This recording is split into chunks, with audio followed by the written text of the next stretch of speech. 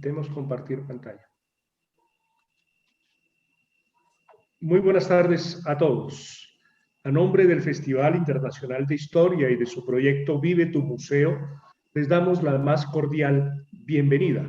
Estamos transmitiendo por Facebook Live con @festhistoria. Tenemos una audiencia de unos 40 participantes. Vamos a dar algunas reglas de base mientras los conferencistas exponen la conferencia de hoy. Vamos a apagar los micrófonos y las preguntas las pueden hacer por medio del chat. Recordemos que el Festival Internacional de Historia y su proyecto Vive tu Museo tiene las redes sociales en Facebook, Twitter e Instagram. Hoy vamos a dar curso a la primera de las conferencias intituladas Curiosidades de la Quinta de Bolívar. La próxima sesión será el 3 de diciembre. Sin tardar, vamos a darle la palabra al doctor Carlos Alberto Cadena, ingeniero industrial empresario, quien es miembro de la Junta Directiva de la Fundación y el director del proyecto Vive tu Museo. Doctor Carlos Alberto tiene la palabra. Muchas gracias, Osvaldo. Buenas tardes.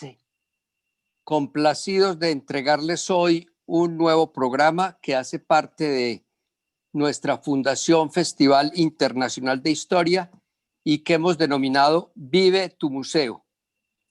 Gracias por aceptar la invitación y espero que disfruten esta presentación hecha por dos expertos y conocedores a fondo de la Quinta de Bolívar.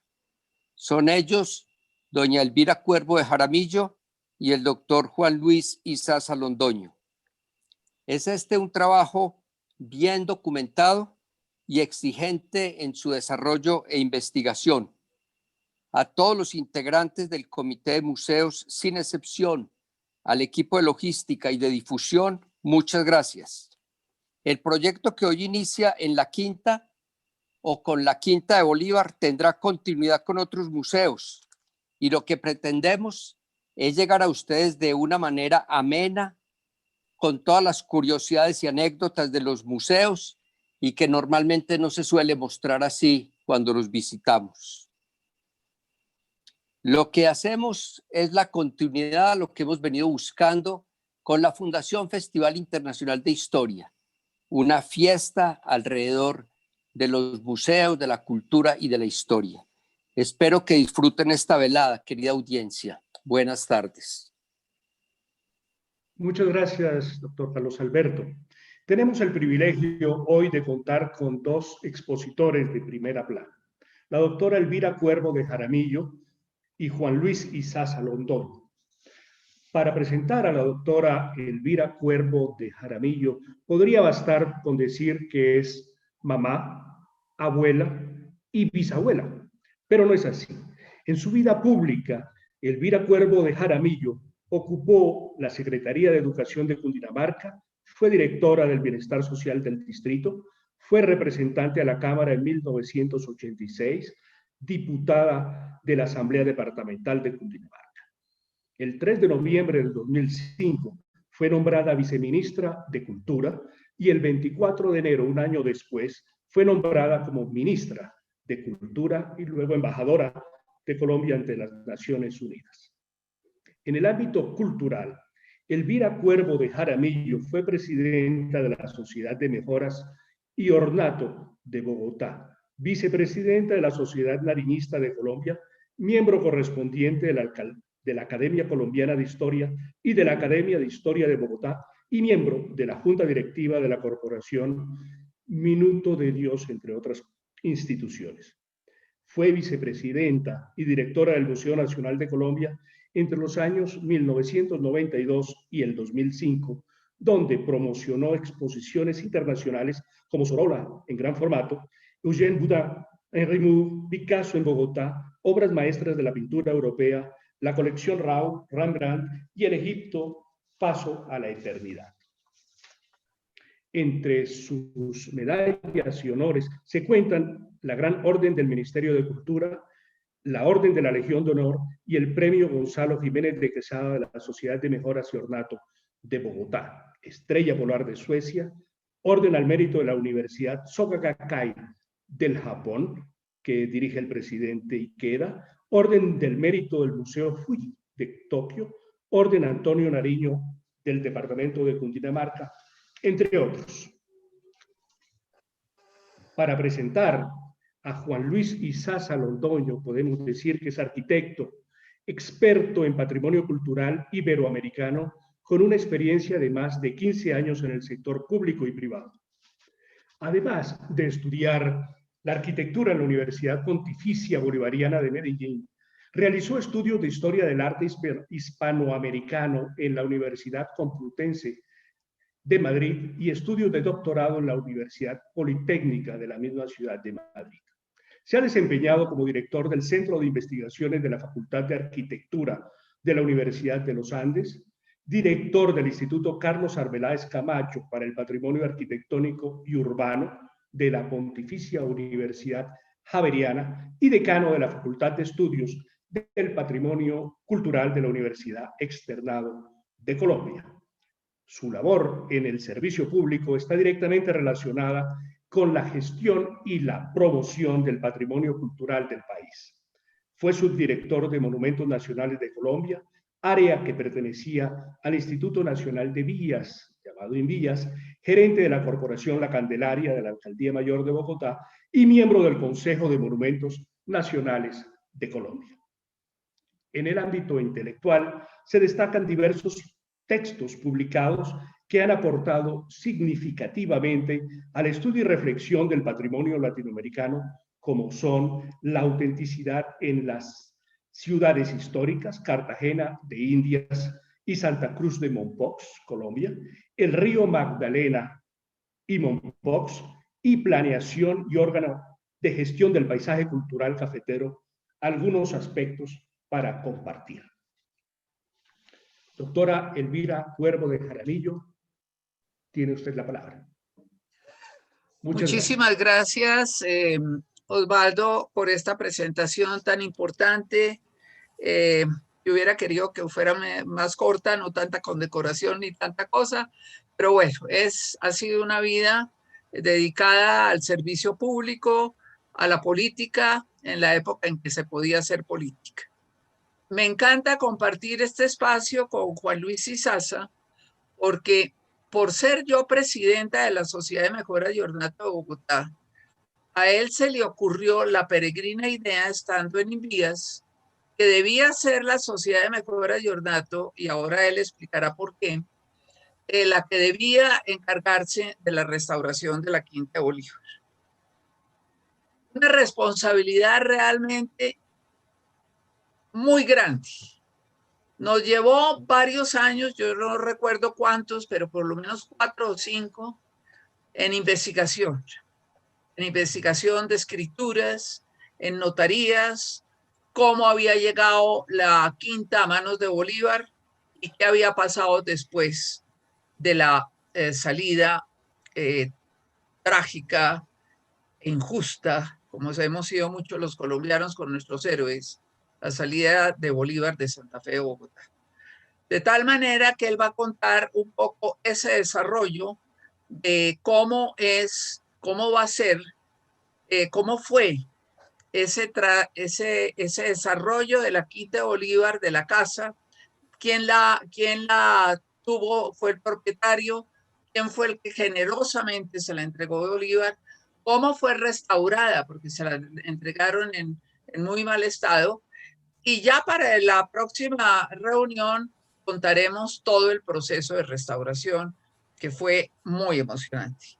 Yo hubiera querido ser en ese momento restaurador de bienes patrimoniales, porque la emoción que sentíamos cada vez que se encontraba, porque se hizo con estudios arqueológicos, con tallas en las paredes para buscar los colores originales. Es decir, hicimos toda la investigación para dejar la quinta, tal como la vivió Bolívar, con sus errores, con sus cosas, que alguna vez nos dijo algún miembro de la Junta Directiva de la Sociedad de Mejoras Cursis, pero además con controversias en las academias de historia, pero hicimos, yo creo, para mí, Juan Luis creo que también, y para Gustavo Murillo, uno de los trabajos más satisfactorios que hemos tenido en nuestra vida.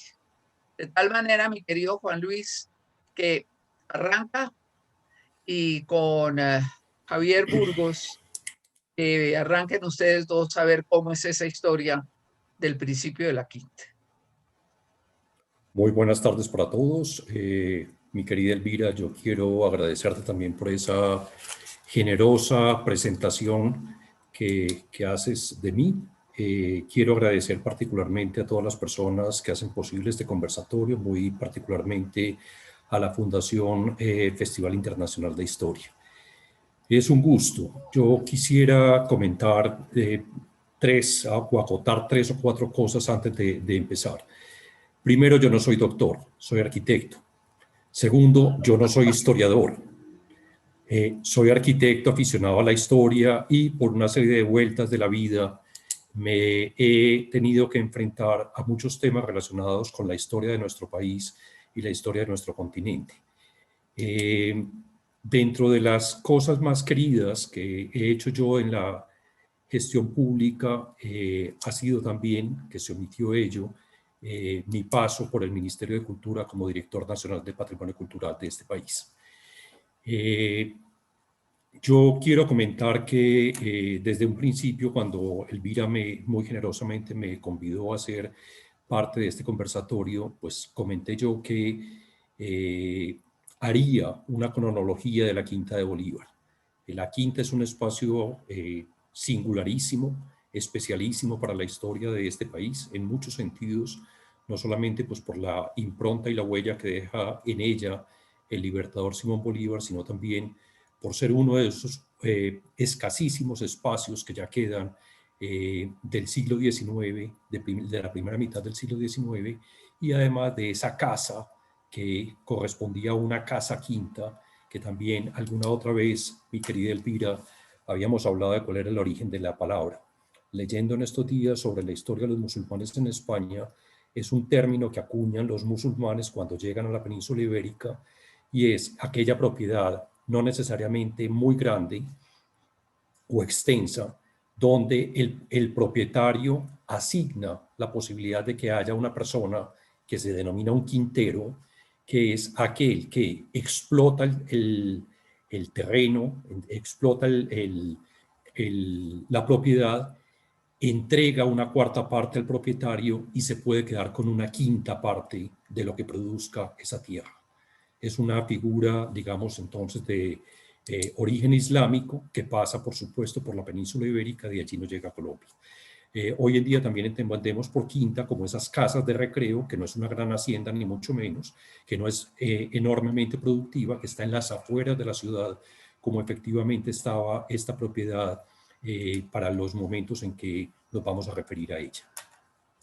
Sin más preámbulos, entonces empezamos. En el 21 de septiembre de 1670, el bachiller Pedro Solís de Valenzuela, que vivió entre 1624 y 1711, hizo donación de un globo de tierra a la capellanía de la ermita de Monserrate.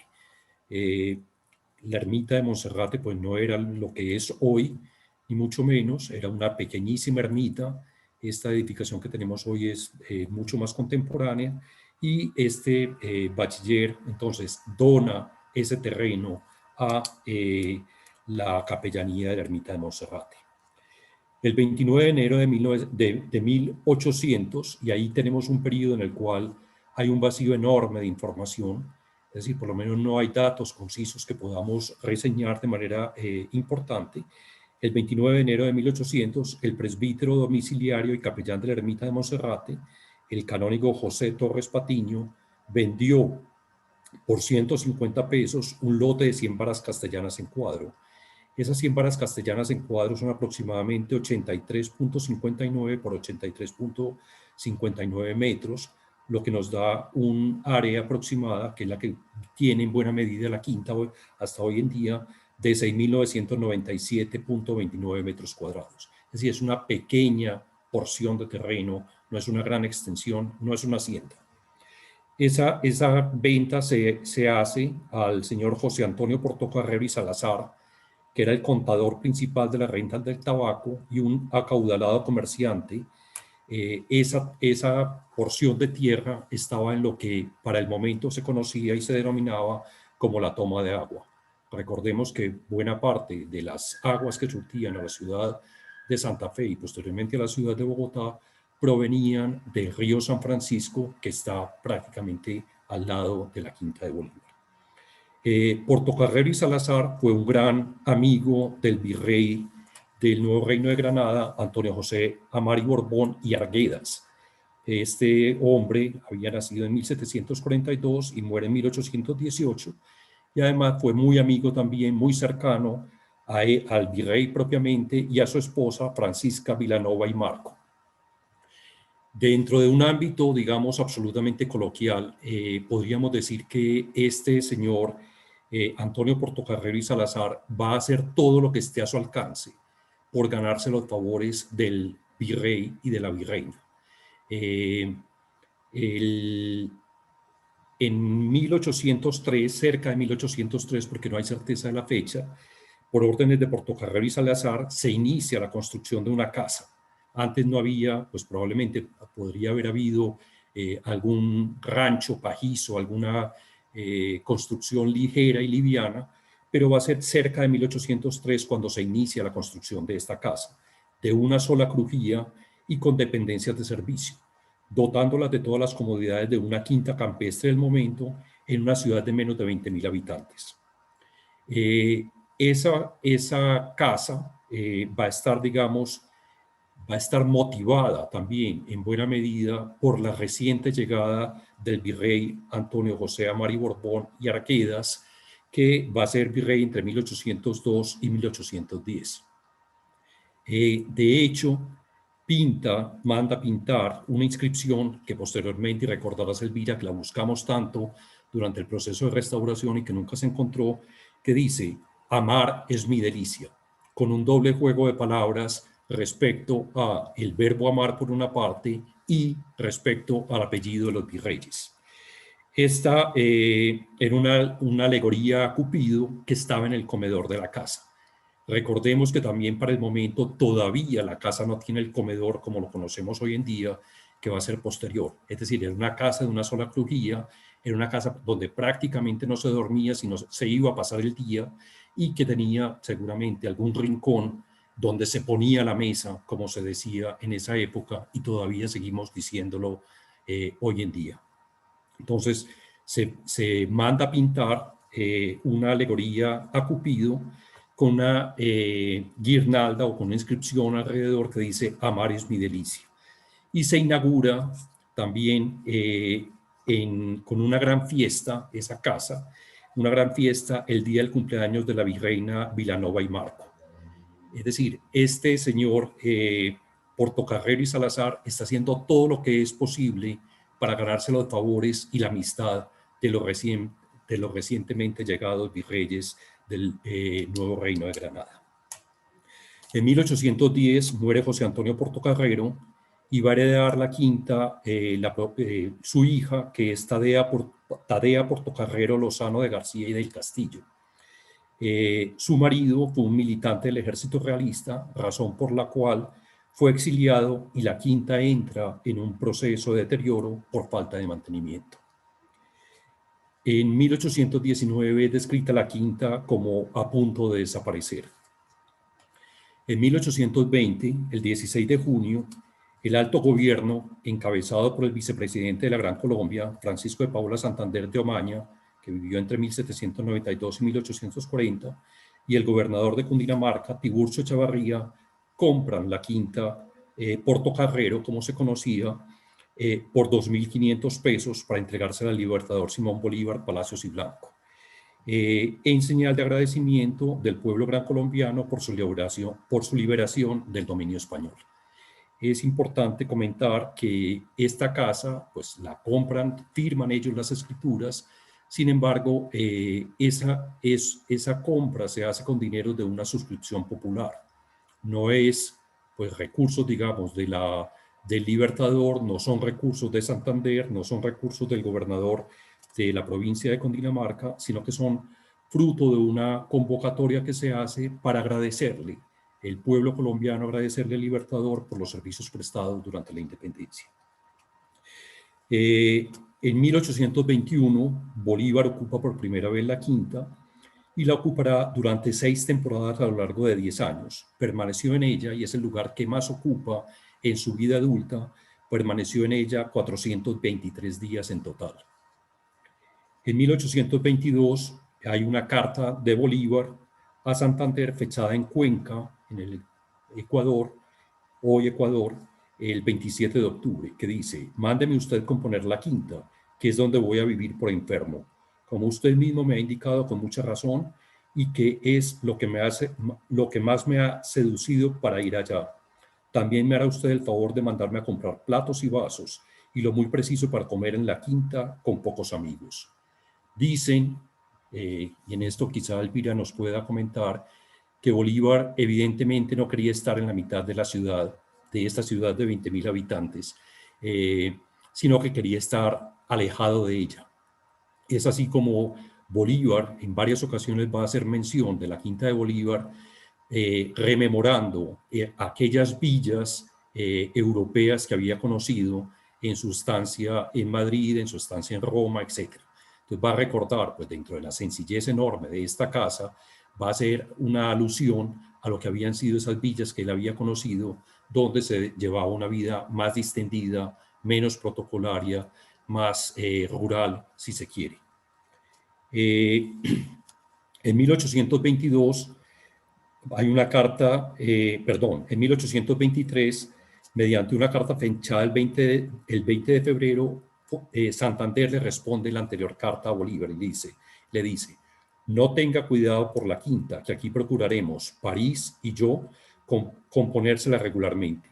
Le costará sus 1.000 o 1.500 pesos, pero puede quedar muy de su gusto y muy digna del Libertador de Colombia.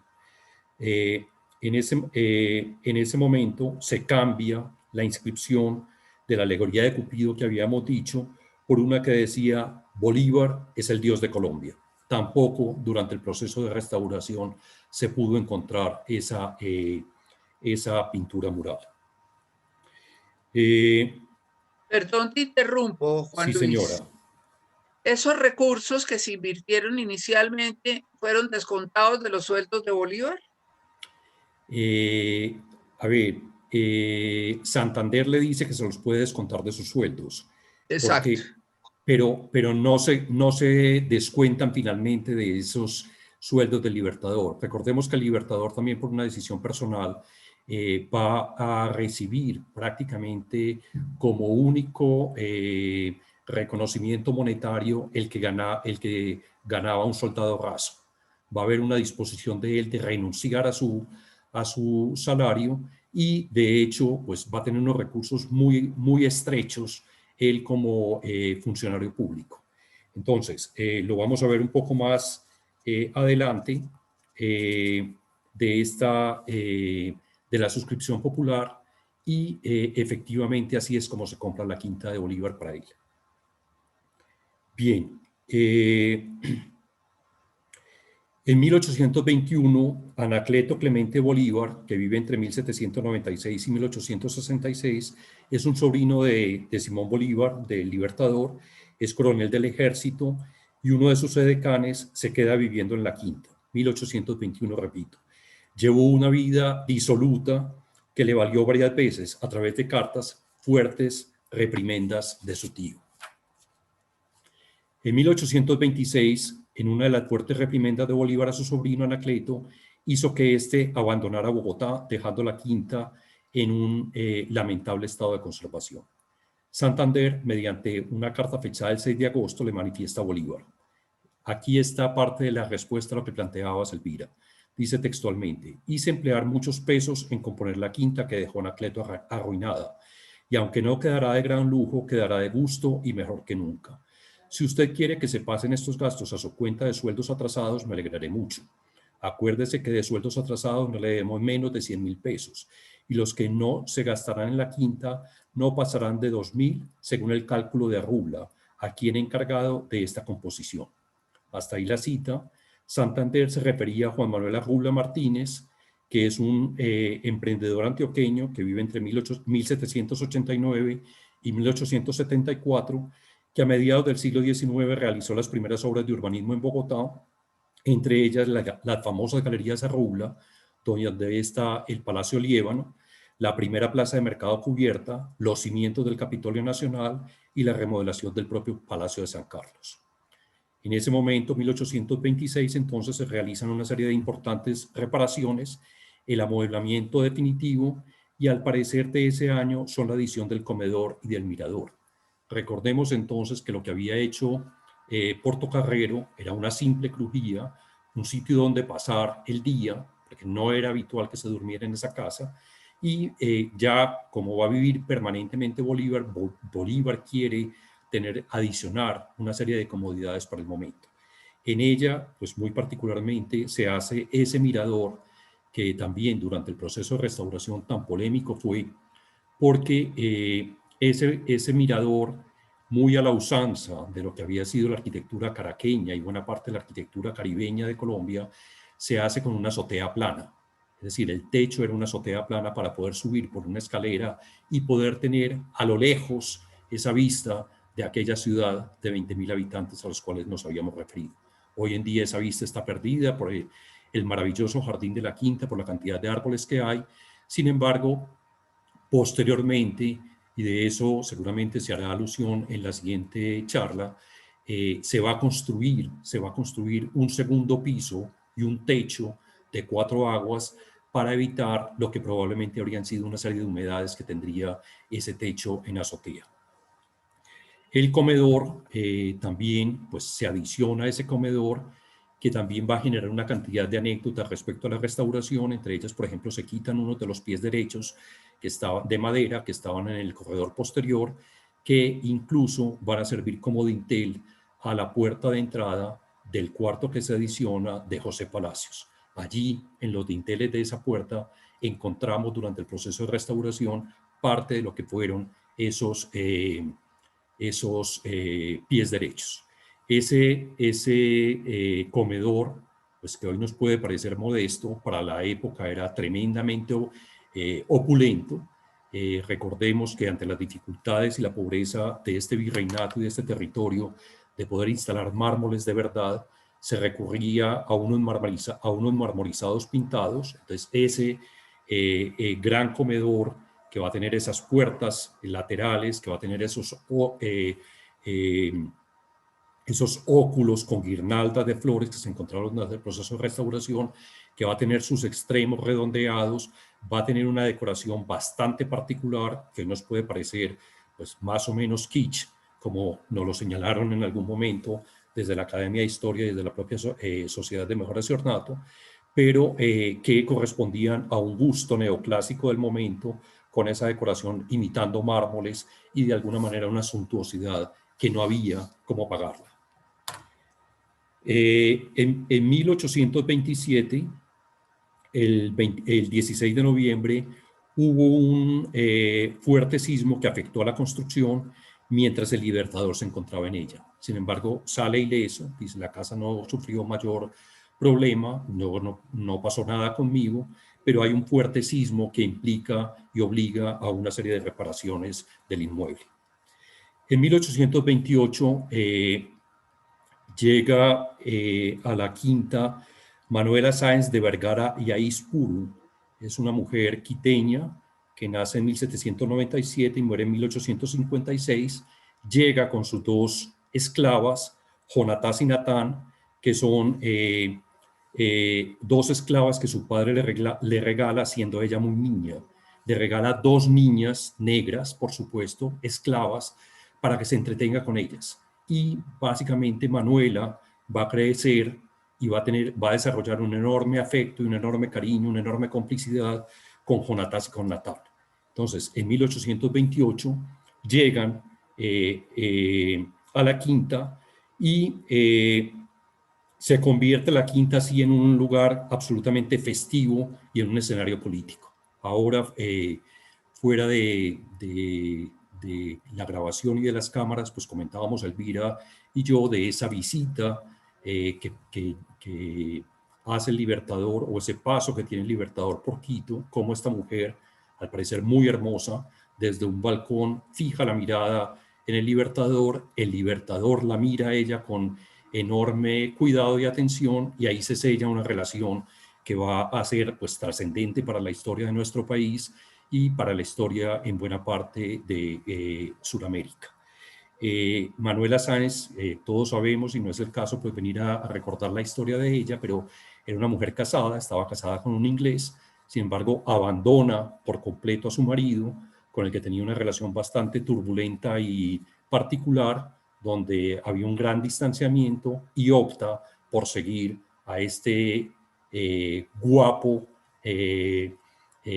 militar, heroico en todas sus condiciones y tremendamente atractivo con toda seguridad, pues no solamente para ella, sino para la inmensa mayoría de las mujeres de la época.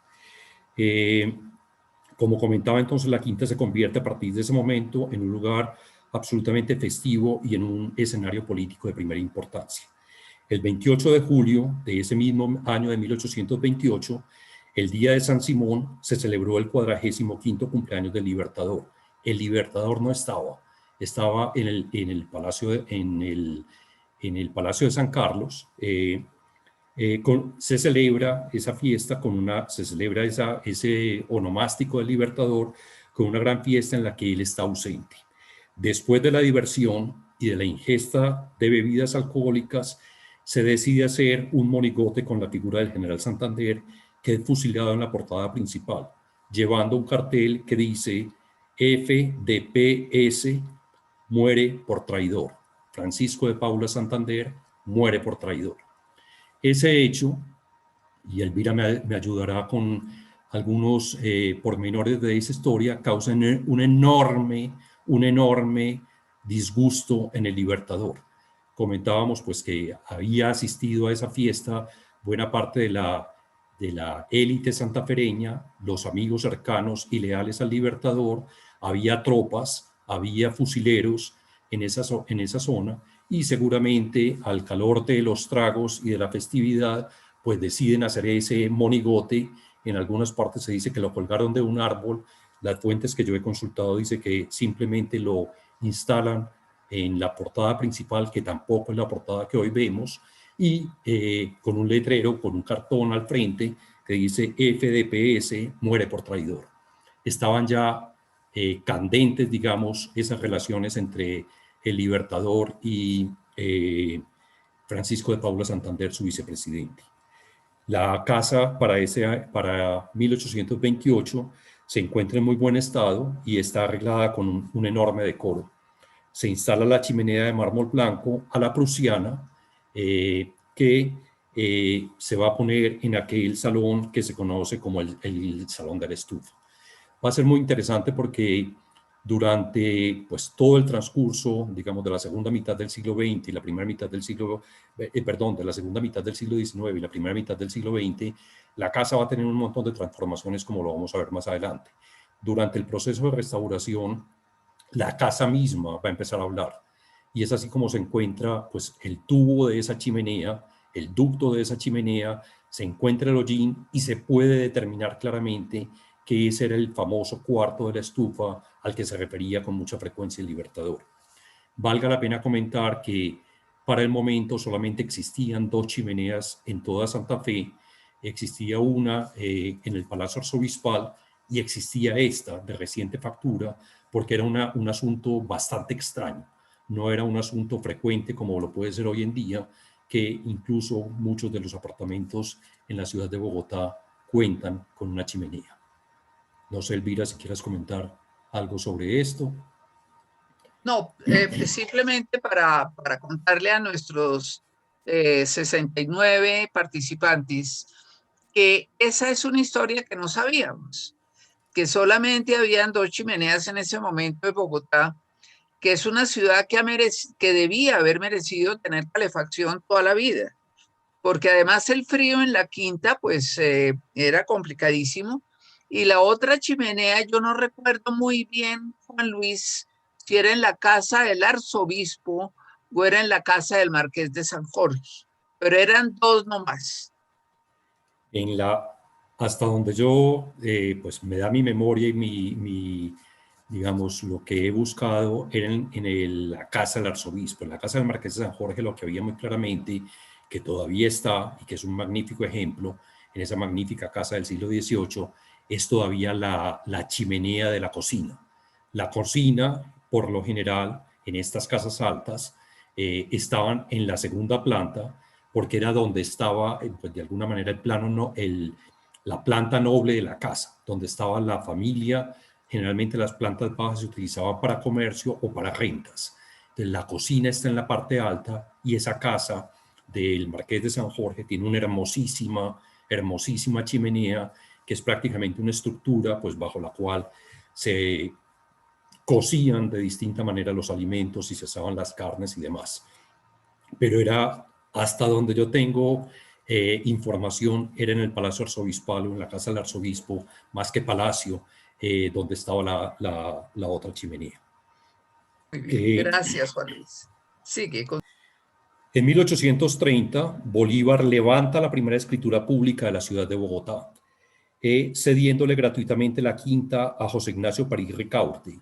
París Ricaurte vivió entre 1780 y 1848, es un amigo íntimo del Libertador, jefe del Tribunal de Cuentas de la República y primer gran maestro masón de Colombia, quien, en compañía del general Santander, había creado la primera logia masónica en Colombia, que operaba bajo el título del Taller de los Corazones Tristes. Con Bolívar entrega esta quinta, se la entrega a este amigo, José Ignacio París Ricaurte, con la condición de que esa casa es para su hija. Sin embargo, su hija no puede, hija por supuesto de París Ricaurte, no de Simón Bolívar, no puede firmar la escritura pública porque es menor de edad. La hija es Manuela París Prieto y efectivamente, pues entonces es su padre quien recibe de manos del Libertador y quien firma la escritura pública, la primera de Bogotá, en 1830, con la condición y el mandato expreso del Libertador de que sea para Manuela París Prieto. París Ricaurte, su padre, cedió el uso de la quinta a Matilde Baños, con el propósito de ayudar a la instrucción pública. Es decir, prácticamente él no la habita, prácticamente él no la usa, su hija tampoco la disfruta y se va a entregar a esta señora Matilde Baños para ayudar a la instrucción pública. Se monta allí entonces por primera vez un centro de enseñanza. El 17, ese mismo año de 1830, como todos sabemos, el 17 de diciembre a las 13 horas, 3 minutos 23 segundos, muere Simón Bolívar a causa de una tuberculosis en la quinta de San Pedro Alejandrino, cerca de la ciudad de Santa Marta. Bolívar, pues si no quiero yo extenderme, seguramente habrá personas mucho más informadas y mucho más capacitadas para hacer estas reseñas de los últimos días de Bolívar en Bogotá, en Bogotá, efectivamente, y que pues Bolívar sale absolutamente desmotivado, desinteresado, desengañado, triste, enfermo, pues casi la sombra de lo que había sido este portento de personaje. Va en busca del exilio, pretende, no estaba pensando ni mucho menos que iba a morir en el trayecto, busca llegar por el Magdalena para embarcarse inicialmente pensando en Jamaica o pensando en la propia Europa. Elvira también comentaba ahora off the cámaras, off the records, cómo había una anécdota que ella recordaba que yo le pido a Elvira que no la cuente. Está cerrado tu micrófono, Elvira. Mil gracias, Juan Luis. En primer lugar, yo quisiera que los que están viendo estos pisos noten Estos son canillas de hueso que se usaban muchísimo en la época, de hueso de animal, De res.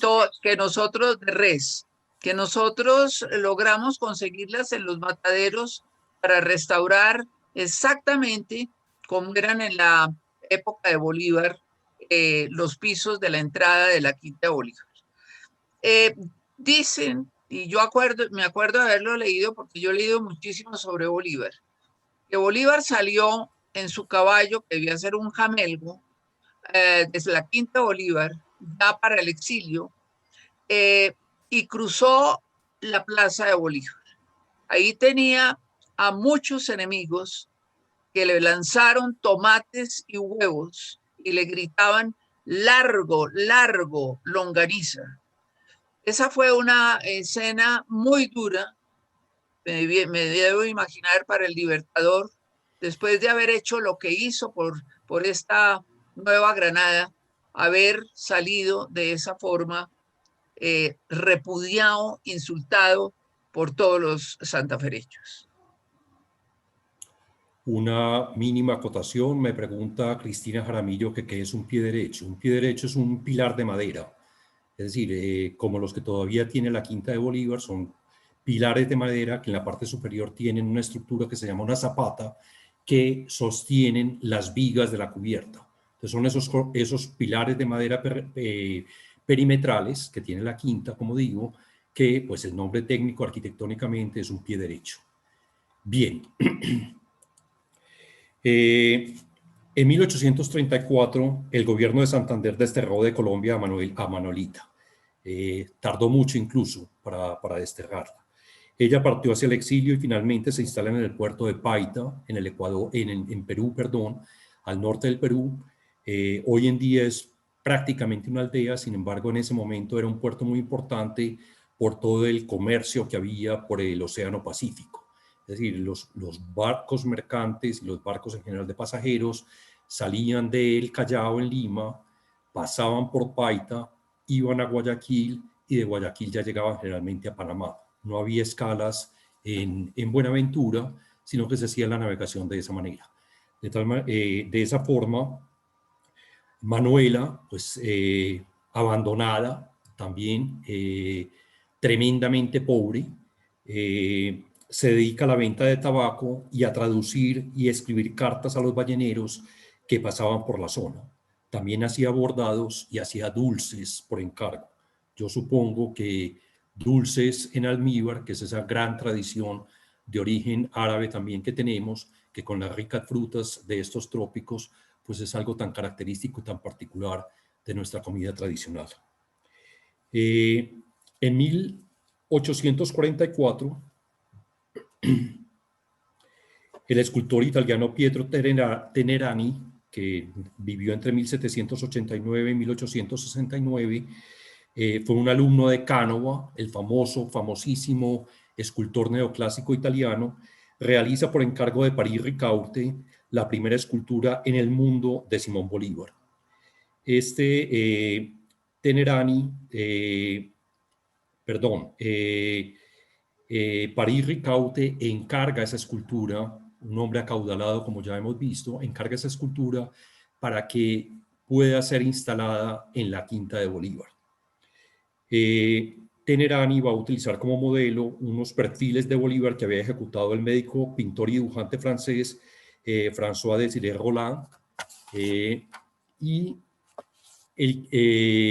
los había realizado el 15 de febrero de 1828 en Bogotá, y también de los retratos de José María Espinosa Prieto y el retrato del pintor italiano Antonio Meducci. La escultura se fundió en bronce en la ciudad de Múnich en los talleres de J. Miller. En 1846 se instalan en los jardines de la Quinta las fuentes de mármol encargadas por José Ignacio París a Italia. Seguramente, pero de esto pues yo no tengo certeza, fue un único encargo. Es decir, encarga a Italia las dos fuentes de mármol de Carrara que todavía están en la Quinta de Bolívar, en los jardines de la Quinta, y encarga como un tributo a su queridísimo amigo y al libertador de este país, encarga esa escultura. El 20 de julio de ese mismo año de 1846, cuando llegan y se instalan las fuentes, el Congreso de la República dispuso la ubicación de la escultura de Tenerani, que inicialmente, repito, estaba destinada a los jardines de la Quinta, en el centro de la plaza, donada por París Ricaurte y efectivamente reiterar que fue hecha por Tenerani. Por esta disposición, la plaza fue bautizada con el nombre de Libertador, Plaza de Bolívar, nombre que se conserva hasta el día de hoy. Acto protocolizado en el acuerdo municipal firmado el 20 de julio de 1847 y el acuerdo séptimo del 18 de julio de 1883 en conmemoración del centenario del nacimiento de Simón Bolívar. En 1850, la Quinta es utilizada como lugar de reuniones de la Sociedad Filotémica de Bogotá.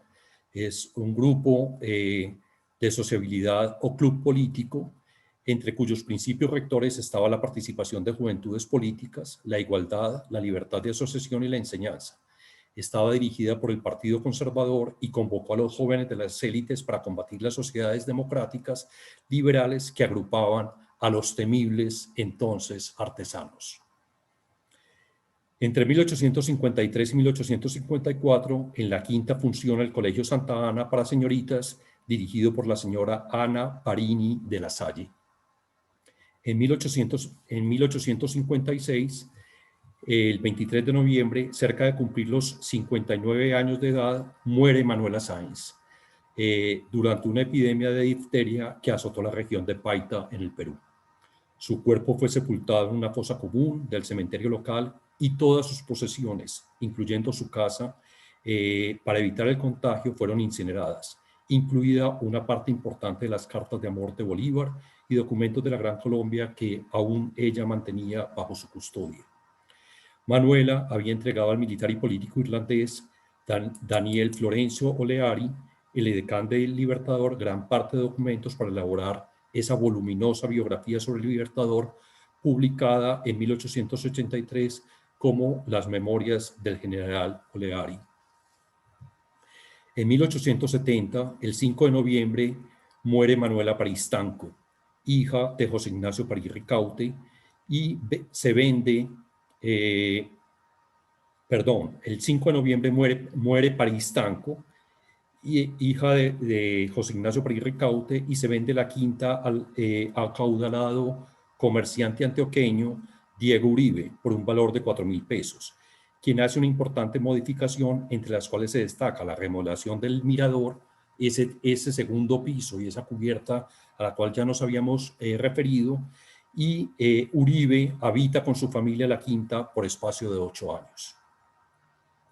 En 1878, los herederos de Diego Uribe venden la Quinta a Manuel Plaza Azuero. En 1880, Manuel Plaza Azuero vende la Quinta a Nicolás Vergara y Vladislao Posada. Posada vende sus derechos a Jasón Gaviria, después de haber realizado otras mejoras. No sabemos exactamente cuáles son esas mejoras. Como suelo decir yo, en algunas ocasiones, de manera muy coloquial y con algo de humor, es probable que más que hacerle mejoras, si le hubieran hecho peoras a la casa. Es decir, algunas adiciones, algunas modificaciones que, por supuesto, durante el proceso de restauración fueron revertidas adecuadamente, como lo ha señalado muy claramente Elvira, a ese momento en el que habitan la casa Manuela y Simón Bolívar. Ese fue el gran propósito de la restauración, el momento histórico que se decide abordar, y prácticamente todas esas adiciones posteriores se van eliminando con toda suerte de justificaciones teóricas, técnicas, conceptuales y demás, hasta lograr esa integridad de esta casa como la vivieron Bolívar y Manuela.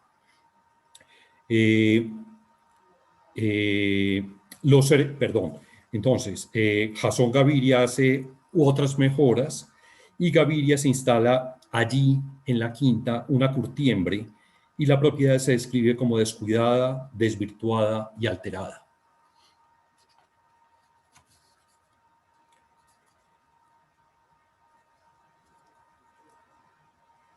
En 1891, Jasón Gaviria vende su propiedad por 4.000 pesos a Juan Nepomuceno Rodríguez Navarro.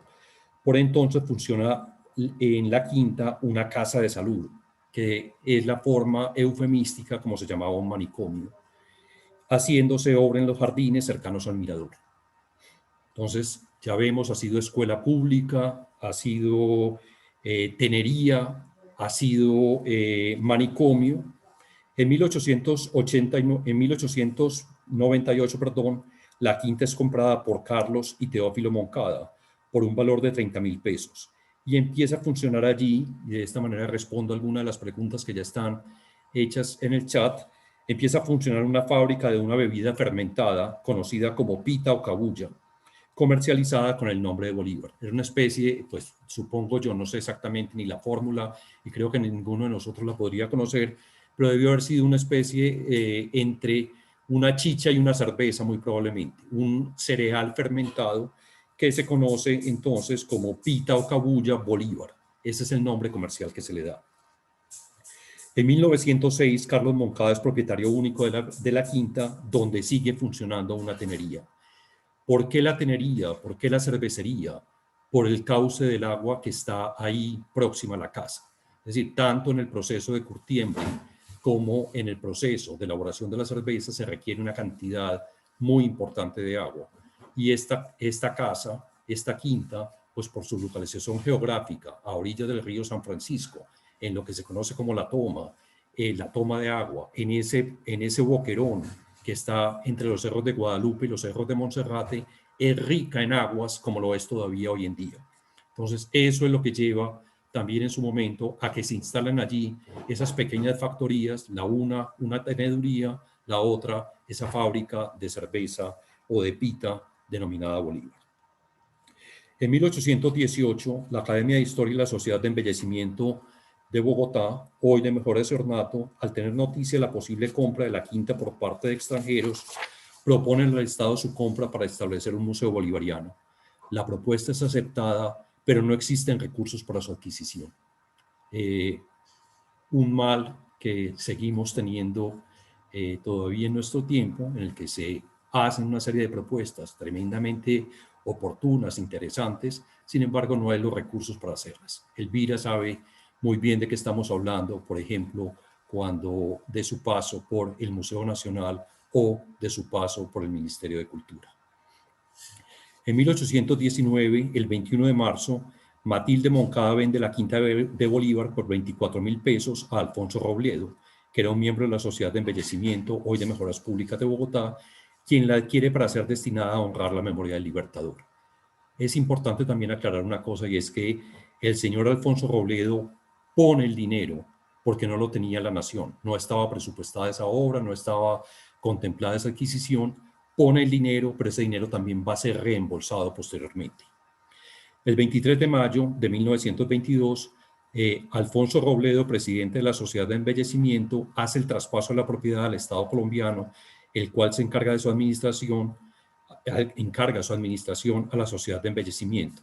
El importe pagado por Robledo es reembolsado por la Nación con los recursos obtenidos por suscripción pública, para la cual contribuyen los departamentos de Antioquia, Atlántico, Nariño y Norte de Santander. Es decir, tenemos ese museo también nuevamente por una suscripción popular. Los recursos de la nación siempre han sido escasos. Este país va a estar sumido en guerras durante prácticamente todo el siglo XIX y buena parte del siglo XX, como bien lo sabemos, y entonces se hace una suscripción para salvar la quinta de esa venta que se iba a hacer a unos extranjeros. En 1948, y también vale la pena hacer alguna aclaración, se van a realizar una serie de importantes obras de remodelación con ocasión de la Cumbre Panamericana, que tiene como sede a la ciudad de Bogotá. Recordemos que en ese momento, siendo ministro de Obras, Laureano Gómez, se destina una cantidad importante de recursos económicos para embellecer, como se llamaba en ese momento, la ciudad. Se va a embellecer el Teatro Colón, entre ellos se va a dotar de esa famosa araña de cristal, que también generó toda suerte de polémicas cuando se hizo la restauración, que porque había sido una lámpara regalada por Laureano Gómez. Lejos está, no tengo absolutamente nada en contra del señor Laureano Gómez. Sin embargo, pues Laureano Gómez, como ministro, se va a encargar de esas obras de embellecimiento de la ciudad para albergar y congregar a los cancilleres de las repúblicas americanas que se van a reunir en Bogotá en esa cumbre panamericana que se va a ver interrumpida por el asesinato de Gaitán y por todos los disturbios que ese asesinato genera. Entonces, también con recursos de la nación, en 1948 se van a hacer una cantidad de modificaciones de la quinta y va a aparecer también por primera vez esta mixtura de elementos en los cuales va a haber algunos muebles y alguna evocación de lo que eran los espacios originales de la quinta con sus usos primigenios, pero también una cantidad de obras magníficas, muchas de ellas, y de enorme importancia que van a estar en esa casa. Es decir, es un museo bastante variopinto en el cual hay obras de arte, hay esculturas, hay condecoraciones, hay espadas, hay muebles antiguos, hay elementos que pertenecieron al libertador Simón Bolívar, etcétera, muy propio también de una museología de ese momento. En 1968, el ministerio, siendo de la Nación la quinta, el Ministerio de Obras Públicas y Transporte asume el manejo de la quinta de Bolívar. ¿Por qué el Ministerio de Obras Públicas y Transporte?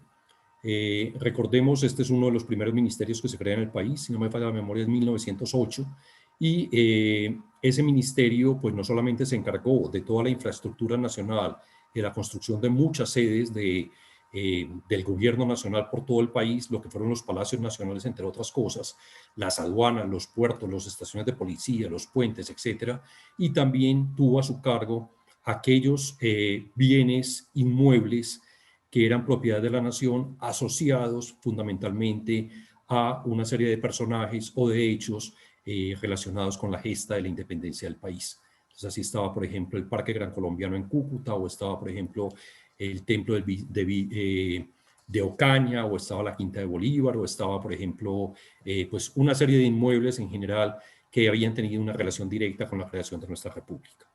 En 1975, la quinta es declarada como Monumento Nacional de Colombia, elevándola, digamos, a la más alta categoría desde un punto de vista histórico y patrimonial.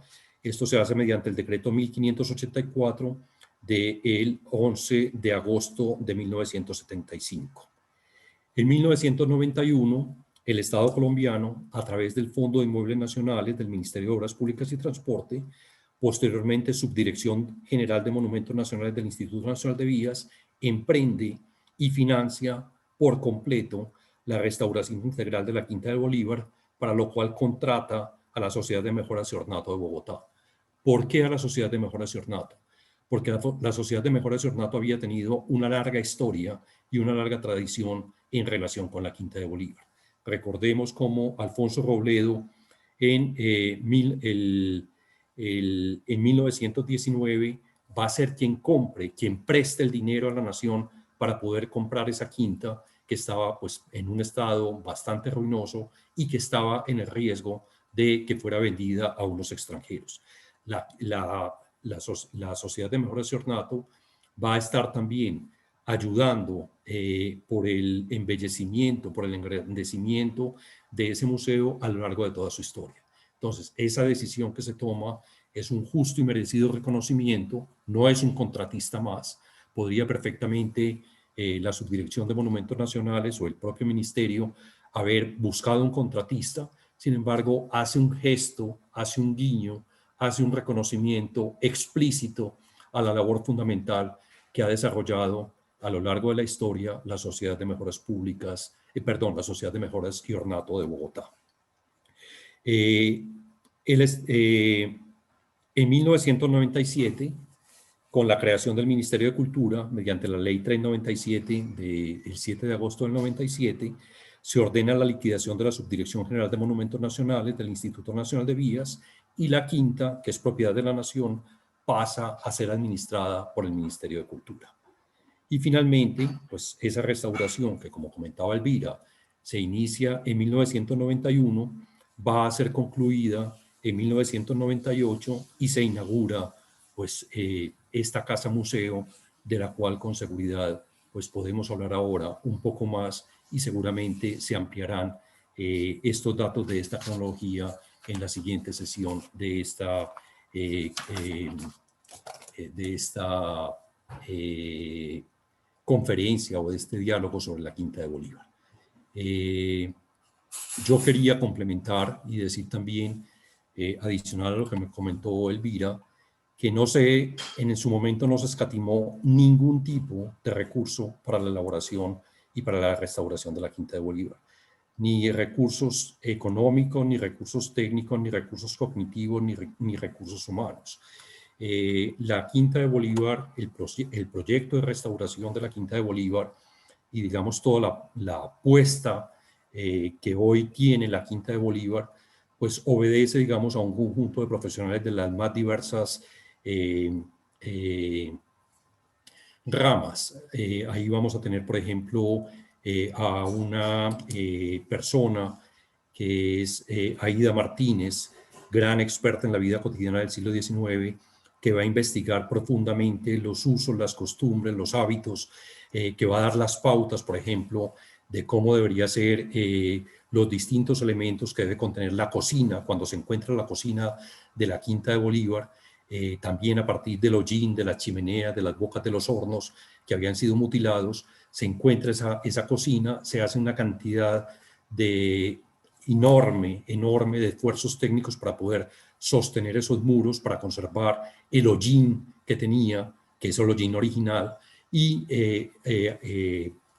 va a haber una descripción muy clara, por ejemplo, de cuáles son los elementos que podían o que debían estar en esa casa. Va a estar también, por ejemplo, un eminente restaurador de bienes muebles, particularmente de muebles antiguos, que es Philippe Chateau, era un belga que en ese momento vivía en Bogotá, que va a asesorar hasta el color y el diseño de las telas con que deben ser tapizados los muebles. Son muy pocos los objetos que en esa casa efectivamente pertenecieron al Libertador y a Manuela. Es decir, los elementos que están allí, que hayan sido originales de la casa y que hayan sido originales del Libertador, realmente son pocos. Ahí estamos viendo, por ejemplo, el famoso reloj, que era uno, que ese sí era del Libertador, sobre la estufa la prusiana, la chimenea la prusiana en el salón de la estufa.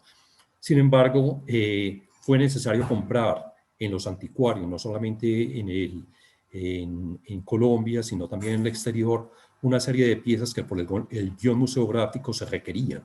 Recuerdo, Elvira, por ejemplo, la compra de esa sopera Meissen que se compra para el comedor, que se compra en un anticuario en Bogotá, pues de una fábrica muy afamada de porcelana alemana que hace parte del guión. Entonces hay una cantidad de objetos que dialogan con esos muebles y objetos que pertenecieron al Libertador, muy pocos, pero que van a permitir una ambientación de una casa quinta de la primera mitad del siglo XIX, que suponemos que así pudo haber sido. En más de una ocasión comentábamos, mi querida Elvira, cómo muy probablemente y con las buenas intenciones, pues si por un momento despertaran Bolívar y Manuel y pudieran recorrer la casa, probablemente mirarían con mucho asombro muchas de las cosas que se hicieron. Pues porque dirían, ¿y este mueble qué hace aquí? O esta silla no venía aquí, o esto no lo usábamos nosotros de esta manera, o ese cuadro tan raro porque lo colgaron de esa forma. Hay mil anécdotas que se podrían contar. Por ejemplo, de las cosas que más llaman la atención son unos espejos que están en el salón principal de la casa, que son tremendamente altos. Los espejos no estaban hechos para que uno se viera, sino para que reflejaran la luz. Entonces los espejos están a una altura tal que reflejan las luces de las velas con las que se iluminaba y de alguna manera pues ampliaban la iluminación y proyectaban una mejor iluminación y más pareja sobre los espacios.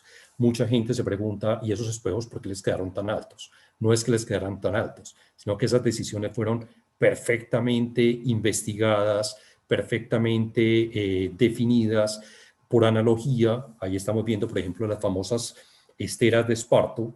Este territorio de la Nueva Granada, este país siempre ha sido tremendamente pobre, no había con qué comprar ni los grandes tapetes que había visto probablemente Bolívar en sus estancias en Europa, o que podría haber en otras cortes o en otros virreinatos, como podría ser en Lima o en Ciudad de México. Sin embargo, era muy frecuente en este tipo de casas estas esteras de esparto que aislaban los fríos pisos de baldosa de barro, de baldosa cocida, los aislaban a partir de estos elementos. En la otro asunto, otra anécdota, si se quiere, que seguramente saldrá a relucir en la próxima sesión, es como, por ejemplo, Bolívar hablaba de él salía de su habitación por una puerta que miraba hacia el norte. Esa puerta estaba completamente tapiada, sin embargo, a partir de la investigación que se hace muy cuidadosa de las escalas estratigráficas y de las regatas técnicas, se encuentra que hay una puerta ahí y se puede determinar, porque era la única puerta que es de una habitación o de uno de esos espacios que daba hacia el norte, que esa tenía que haber sido la habitación del Libertador. Recuerdo también, mi querida Elvira, cómo había un enorme temor y había toda una fábula de que había fantasmas en la quinta, de que en esa cama, que efectivamente sí era una cama original que perteneció al Libertador y donde durmió el Libertador, que hoy nos parece extrañamente pequeña y extrañamente angosta. Sin embargo, recordemos que Bolívar no era una persona pues particularmente alta, era una persona, la estatura ha ido variando, somos más altos ahora de lo que podíamos ser en el siglo XIX y más altos los del siglo XIX de lo que podían ser los del XVIII, etc. Y todas las mañanas aparecía pues como una especie de tendido de terciopelo rojo que tenía la cama, aparecía con huellas de que alguien había dormido ahí.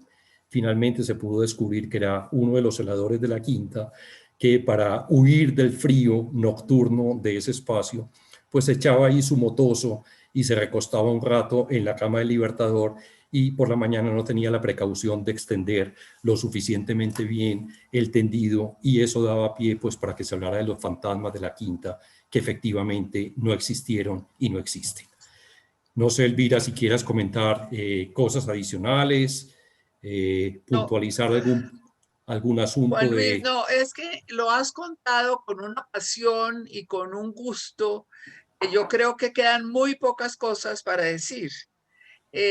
Y que fue un proyecto que nos lo gozamos tú, Gustavo Murillo y yo profundamente. Yo creo que uno de los trabajos, como lo dije al principio, que más me ha gustado en mi vida fue la restauración de la quinta.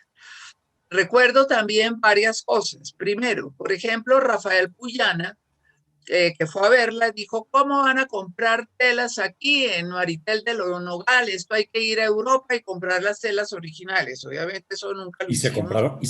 Se compraron en París. En París se compraron telas, mi querida Elvira. Se compraron algunas telas, pero él estaba indignado de que no le pusiéramos cosas hechas aquí en Colombia.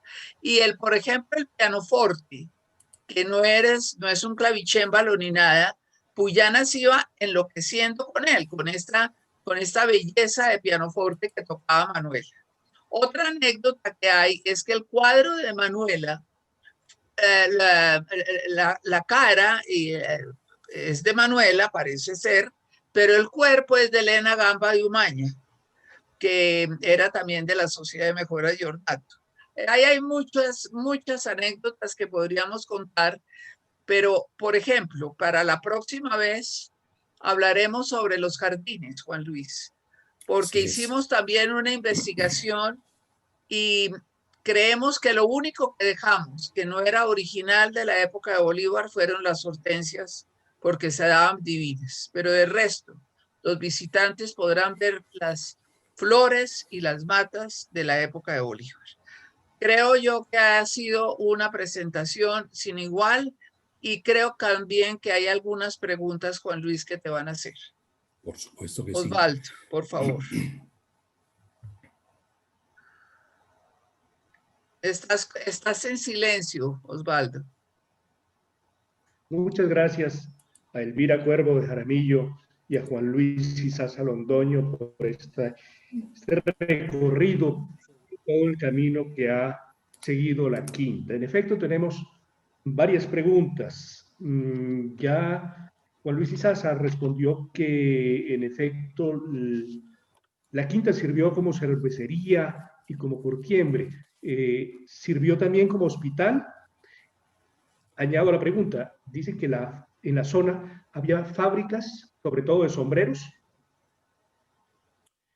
A ver, efectivamente, incluso si uno mira hoy en el campus de la Universidad de los Andes, que está casi que colindante con la Quinta de Bolívar, hay espacios que pertenecieron también a fábricas, instalaciones industriales. ¿Por qué en esa zona? Por lo mismo que comentaba yo ahora, por la presencia de agua. Entonces, dentro de la universidad, del campus de la Universidad de los Andes, que está prácticamente todo, dentro del Centro Histórico de Bogotá, están las evidencias de una fábrica de chocolates y están las evidencias de una fábrica de sombreros. Hay todavía edificios que han sido reciclados, que han sido modificados, pero que hablan de esas instalaciones industriales en esa zona de la ciudad. Más que un hospital, como comentaba yo ahora, lo que existió ahí, igual que en la Universidad de los Andes, en lo que hoy es la Facultad de Arquitectura, lo que se conoce como el Campito, también era un hospital mental, lo que hoy llamaríamos un hospital mental. Para el momento se llamaba simplemente una casa de reposo. Es decir, cualquier persona hoy nos sorprenderíamos, pues porque una persona depresiva o una persona pues maniática, una persona con otras patologías quizá más graves, era recluida en esas casas de reposo. Entonces, más que un hospital, era o una clínica como tal, pues era un sitio de reposo para personas que tenían enfermedades mentales. Y también, efectivamente, pues fue esa fábrica, como entre una chicha y una cerveza embotellada, es decir, una fécula de algún cereal fermentado que se vendía con el nombre de pita o cabuya bajo la marca de Bolívar. Muchas gracias. Les recuerdo que pueden formular sus preguntas por medio del chat o por medio del espacio reservado a preguntas y respuestas. Tenemos otra pregunta, profesor. Si la escritura de la Quinta fue la primera que se firmó en Santa Fe de Bogotá, ¿cómo se hacía el traspaso de la finca raíz antes de esa fecha? No lo sé exactamente. Es decir, supongo, por supuesto, que tendría que haber registros, pero, es decir, como escritura pública, bueno, probablemente puede ser también de la época republicana, esa primera escritura pública que suscribe Bolívar. Por supuesto que había documentos de compraventa y que eran oficiales y que estaban registrados, pero no tengo yo el conocimiento y la expertise para responder esa pregunta. Muchas gracias. Fueron preguntas formuladas por Esperanza Sierra. Enrique Morales nos pregunta, ¿qué tipo de reuniones se hacían en la Quinta? ¿Reuniones de Estado o reuniones sociales? Ambas. Valga la pena comentar que, pues digamos, el despacho oficial del Libertador era lo que hoy es el Palacio de San Carlos, donde funciona el Ministerio de Relaciones Exteriores o la Cancillería. Ese espacio, valga la pena también comentar, que había sido fruto de una serie de construcciones que construyen los jesuitas a partir de su llegada. Estaba el Colegio de San Bartolomé, estaba estaba el claustro de las aulas, estaba el salón de grados, que hoy hacen parte del Museo Colonial, y estaba también ese seminario con una importantísima biblioteca. Cuando los jesuitas son expulsados por orden de Carlos III, pues esos inmuebles quedan, digamos, sin uso. Sin embargo, rápidamente van a encontrar otras formas de utilizarse por ser, digamos, unos contenedores de muy buena calidad. Entonces, en esa naciente república, recordemos que el Palacio Virreinal se había quemado, estaba en la esquina sur oriental de la Plaza de Bolívar, donde hoy está parte del Capitolio, digamos como hacia el costado justamente del Colegio de San Bartolomé. Los últimos virreyes van a despachar desde casas, porque no hay un palacio virreinal, y en la naciente república se va a utilizar entonces ese Palacio de San Carlos, como se conoce, por San Carlos Borromeo, como sede, digamos, oficial. Sin embargo, el Libertador va a ser muy renuente a despachar desde allí, a reunirse allí, a vivir allí, y de esa manera pues hay una cantidad de crónicas. Le comentaba también a Elvira que hace muy pocos días terminé de leer las reminiscencias de Santa Fe y Bogotá de Cordovez Moure, la totalidad de ellas, que no las había leído nunca de punta a punta, y son muchas las crónicas en las cuales se cuenta de las visitas de funcionarios, de embajadores, de viajeros que pasan por la ciudad y que visitan al Libertador en la Quinta. En la Quinta va a haber toda suerte de eventos, es decir, desde esas visitas, digamos, con un carácter más formal, más oficial, y el despacho del Libertador, pero también, como comentábamos ahora, por ejemplo, con la llegada de Manuela Sáenz y de sus esclavas Jonatás y Natán, va a haber una gran actividad social. Entonces hay banquetes, hay fiestas, hay celebraciones, va a haber conspiraciones. Hay una anécdota que se dice que en algún momento, pues Bolívar, pensemos por un momento, y no lo digo, digamos, de una manera peyorativa, porque yo también lo soy, era un calentano caraqueño. Era muy amante del baile, era un hombre alegre, era un hombre vivaz, tenía fama de ser un gran bailarín, y se cuenta que en alguna oportunidad, pues también seguramente pasados de copas, era muy aficionado a los licores y a los licores extranjeros, particularmente el vino de Oporto. Se suben sobre la mesa del comedor y Manuela y Bolívar bailan sobre la mesa del comedor.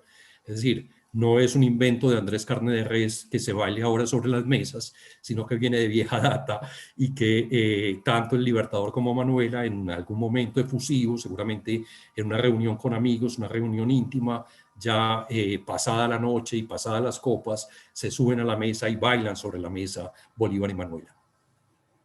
Yo quisiera, Juan Luis, contar algo con relación a la cama del Libertador, que evidentemente es muy pequeña. Yo no sé cómo ocupo allá el celador para poder dormir. Y curiosamente teníamos y tenemos en el Museo Nacional un uniforme de Bolívar, ahora que ve uno por acá, que lo saqué un día a ver de qué tamaño era. Y realmente a nadie le sirvió. Tuvimos que llamar a un muchachito de 14 años para que se lo pusiera. Y sí, el Libertador medía un poco como Napoleón, 1,58. Era muy, muy pequeño y evidentemente la alimentación, la nutrición y todo eso ha hecho que la raza crezca. Pero esa fue una cosa muy linda y muy, muy emocionante de ver que tenía el tamaño de un niño de 14 años hoy en día. La otra cosa, pues sí, no es haciendo especulaciones, sí, pero... que sí, me están postulando para...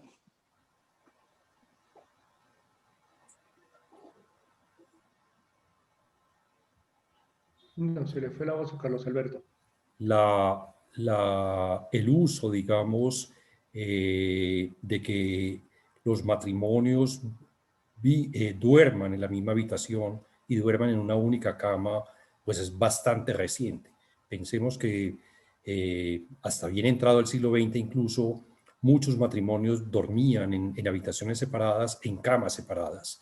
El invento de una cama doble pues es relativamente reciente. Ahí pues ni las investigaciones históricas ni las evidencias de la casa permitieron, por ejemplo, determinar si había una habitación para Manuela Sáenz o si había una habitación, por ejemplo, para Jonatás y Natán en la parte posterior de la casa. Es decir, sabemos, por ejemplo, de el uso muy también mudéjar, muy árabe, de lo que era el escaño, este espacio donde se reunía básicamente en un ámbito fundamentalmente femenino, donde pasaba buena parte del día, pues donde pasaba buena parte del día las mujeres. En este sí se sabe que pasaba buena parte del día Manuela con Jonatás y Natán, que más que tener una relación de ama y esclava, tener una enorme relación de complicidad y de amistad. Seguramente habría diferencias sociales inevitables e incluso raciales inevitables, pero como comentaba yo al principio, Jonatás y Natán van a hacer un regalo que le hace el papá de Manuela a ella siendo muy niña y prácticamente se cría con ellas y crece con ellas, con lo cual pues son sus amigas inseparables, son sus confidentes inseparables, son sus auspiciadoras inseparables. Otra de las anécdotas, pues que al margen ¿no? de esto, que también para la Pacata Santa Fe del momento, la Pacata Bogotá del momento, pues Manuela y las esclavas montaban a caballo de forma a horcajadas, digamos, no como lo hacían las señoras, que era de lado, en unas sillas especiales para ello. Y eso era todo un desafío. Manuela salía a montar a caballo vestida muchas veces incluso de militar, con pantalones, que para la época era impensable, en una actitud absolutamente desafiante de esa sociedad, digamos, conservadora, que debía ser la que primaba en Bogotá. Nos comentan que al costado sur de la Quinta de Bolívar funcionó por muchos años la famosa cervecería Germania. Otra pregunta, ¿se sabe sobre si en la Quinta se presentó algún altercado por parte de los santanderistas luego y respecto del muñeco de Santander puesto por Manuelita? Yo no lo sé exactamente, no sé, entiendo que eso sí llegó a oídos de Santander y que lo molestó muchísimo. De ahí también como esa animadversión que Santander tuvo por Manuela. Pero no creo que, pues hasta donde yo sé, no hubo una reacción y mucho menos una reacción, digamos, armada por parte de los seguidores de Santander en contra de esa celebración y de esa manifestación. Sí es un hecho que llega a oídos de Santander. Philippe Montanari, que es quien es presidente de una asociación del souvenir napoleonía, nos aclara que Napoleón no medía 1,59 como Bolívar, sino 1,69. Muchas gracias, Philippe. Hay una cosa que también es interesante, pues yo lo leí hace mucho tiempo y no recuerdo en este momento los pormenores, pero la famosa autopsia que se le hace a Simón Bolívar después de su muerte en San Pedro Alejandrino. Ahí había una cosa pues que se ha dicho muchas veces, que Bolívar, por su ejercicio hípico, por sus largas cabalgatas, por sus largas jornadas a caballo, decían que tenía un callo en las nalgas. Finalmente la descripción que se hace del cadáver de Bolívar pues no hace absolutamente ninguna mención ni ninguna alusión al famoso callo del cual se habló y se sigue hablando, de que tenía el Libertador pues en su trasero. Les comparto pues los cumplidos de la audiencia, que será maravilloso ver la Quinta de Bolívar luego de esta conferencia. ¿Saben qué horarios tiene para visitarla? No lo sé exactamente en este momento, pues por eso sí debe ser relativamente fácil. Yo incluso no sé si ahora con todo el tema de la pandemia estará funcionando en los horarios habituales. Tiene el mismo horario que los museos del Ministerio de Cultura, con la excepción de que, pues, o con la anotación de que está abierta los días domingos y cerrada los días lunes, como prácticamente todos los museos, no solamente de este país, sino del mundo. Sí. Cecilia Luna nos comenta entonces que 1000 aplausos por esta presentación maravillosa, a la cual entonces nos unimos para agradecerle a Elvira Cuervo de Jaramillo y a Juan Luis Izaza Londoño por esta excelente conferencia. No veo que haya más preguntas.